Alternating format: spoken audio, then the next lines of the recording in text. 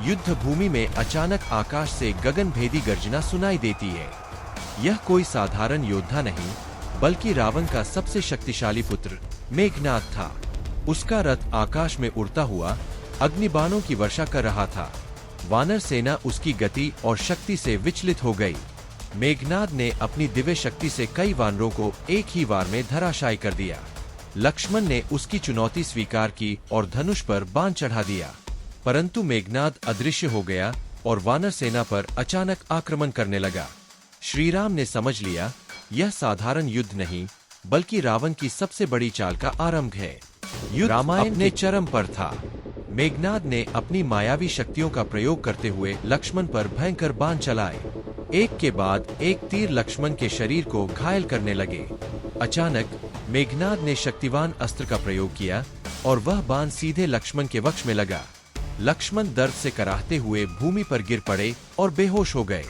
वानर सेना घबराकर उनके पास दौड़ी और राम का हृदय व्याकुल हो उठा।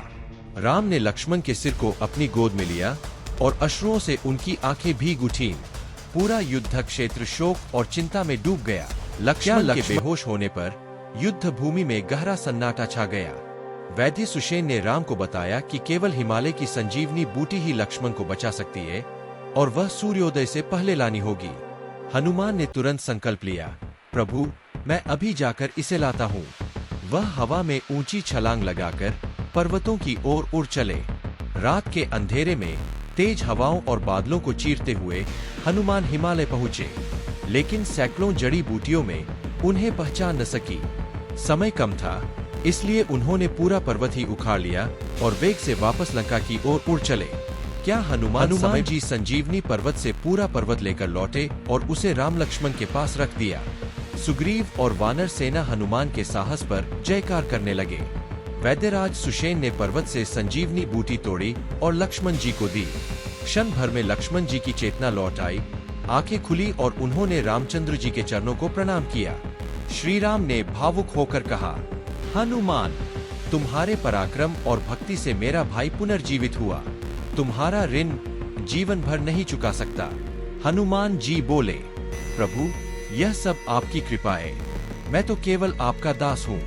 पूरा रणभूमि जय श्री राम और जय हनुमान के नारों से गूंज उठा। रावण को जब समाचार मिला कि लक्ष्मण पुनः जीवित हो गए हैं, तो वह क्रोध से तिलमिला उठा।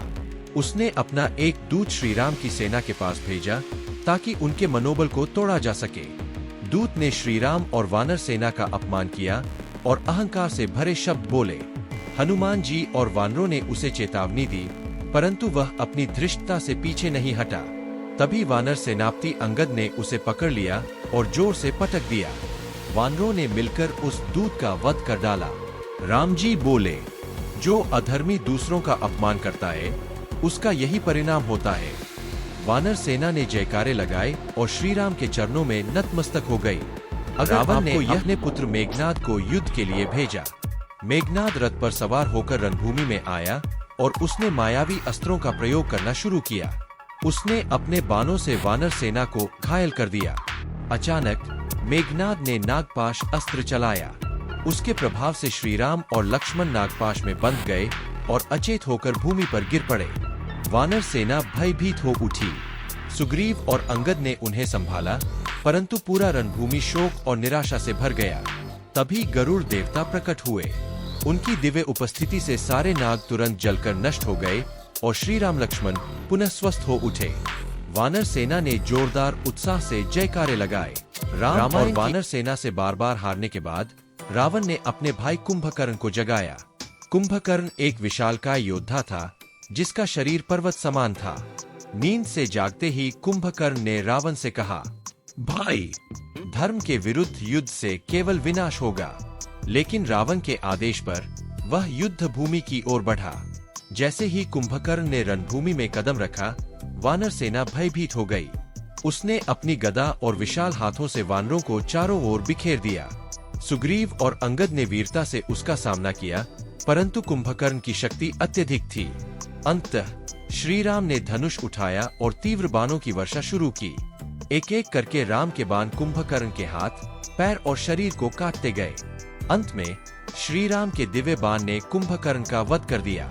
कुंभकर्ण धरती पर गिर पड़ा और समस्त लंका शोक में डूब गई। रामायण के वध से रावण अत्यंत दुखी और क्रोधित हो गया।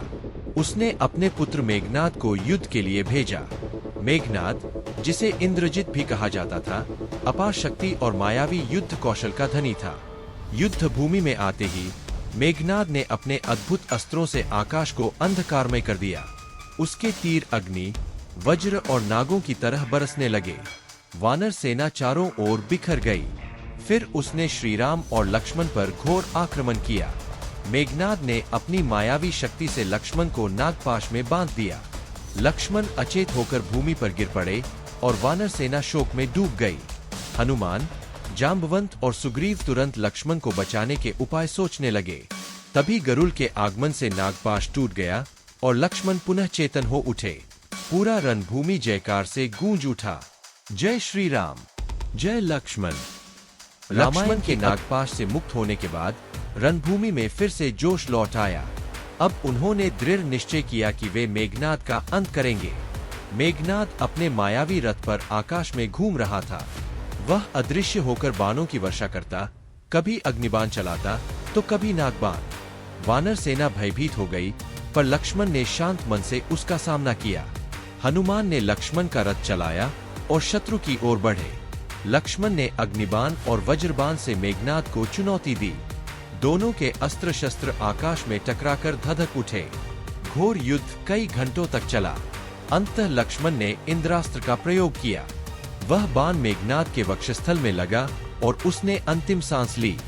वानर सेना और देवगण आकाश से पुकार उठे, लक्ष्मण जी की जय, जय श्री राम। आगे की कड़ी लंकापति रावण को जब अपने सेनापतियों और भाइयों की हार का समाचार मिला तो उसका क्रोध चरम पर पहुंच गया। वह अपने स्वर्ण रथ पर सवार होकर गर्जना करते हुए युद्ध भूमि में उतरा। रथ पर चमकते अस्त्र शस्त्र, अग्नि उगलते घोड़े और लहराता हुआ लंका का ध्वज, सब देखकर पूरी वानर सेना भयभीत हो उठी। लेकिन श्रीराम ने शांत स्वर में कहा, धर्म की शक्ति सदैव सबसे बड़ी होती है, भय मत करो।